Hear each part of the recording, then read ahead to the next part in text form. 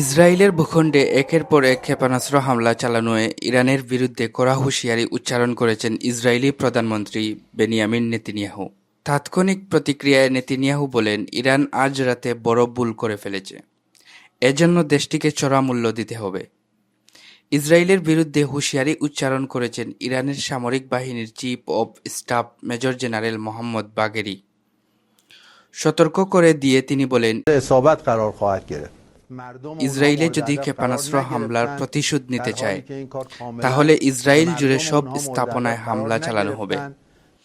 রাষ্ট্রীয় টেলিভিশনে আজ বুধবার মেজর জেনারেল মোহাম্মদ বাগেরি ইসরায়েলকে সতর্ক করে দিয়ে বলেন, আরও তীব্রতার সঙ্গে এটার হামলা পুনরাবৃত্তি ঘটানো হবে এবং সব স্থাপনাকে ইসরায়েলের লক্ষ্যবস্তু বানানো হবে।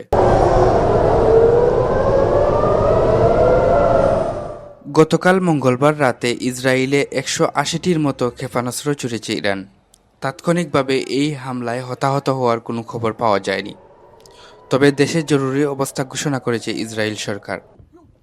মন্ত্রিসভার বৈঠকের শুরুতে দেওয়া বক্তব্যে ইসরায়েল প্রধানমন্ত্রী বলেন, ইসরায়েলের শত্রুদের বিরুদ্ধে প্রতিশোধ নেওয়ার ক্ষেত্রে তার দেশের দৃঢ় সংকল্পের বিষয়টি ইরান বুঝতে পারছে না।